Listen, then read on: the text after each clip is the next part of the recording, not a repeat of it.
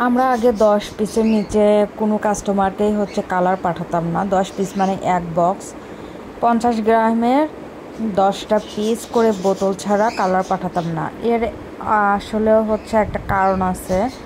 এমনিতেই যে হচ্ছে আমরা এরকম অর্ডার নেই না, অল্প কিছু কালারের অর্ডার নেই না, বিষয়টা হচ্ছে এমন না।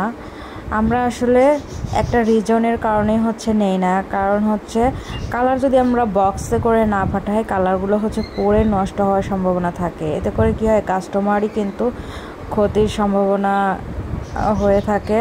যদি আমরা পরে যখন প্রোডাক্ট নেই তখন হচ্ছে ট্রাই করি হচ্ছে ওই ক্ষতিটা পুষিয়ে দেওয়ার জন্য, কিন্তু কেন আমরা এই ক্ষতিটা পুষিয়ে দেওয়ার হচ্ছে চেষ্টা করব?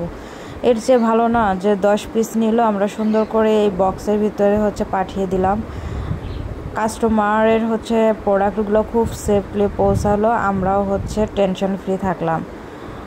এর জন্য হচ্ছে আমরা এই তো 10 পিস কালার ছাড়া হচ্ছে পাঠাতাম না। কিন্তু ইদানিং হচ্ছে কাস্টমার বলে যে আমার তো আসলে 10 পিস দরকার নাই, আমার আসলে 3 পিস বা 4 পিস দরকার। তাদের জন্য আলাদাভাবে এখন প্যাকেজিং করার হচ্ছে সিস্টেম করে ফেলছে। কি আর করা, সবার তো আর সব কিছু লাগে না, তাই না?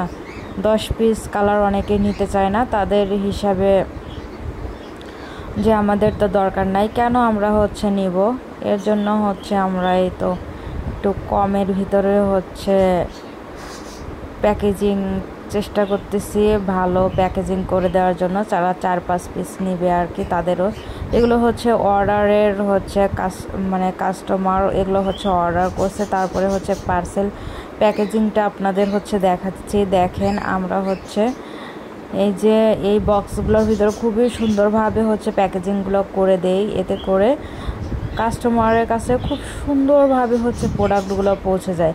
আর এটা আমি দেখাচ্ছি, দেখেন, আমি একটু উপর থেকে ছেড়ে ছেড়ে দেখাচ্ছি। এই বক্সগুলোর ভিতরে যেভাবেই রাখেন না কেন, কালার কোনো সময় হচ্ছে পড়ে যাওয়ার সম্ভাবনা নাই। খুবই সুন্দর। এগুলো হচ্ছে কাস্টমাইজ করে হচ্ছে বানিয়ে নেওয়া হয় কাস্টমারকে সুন্দরভাবে ডেলিভারি দেওয়ার জন্য।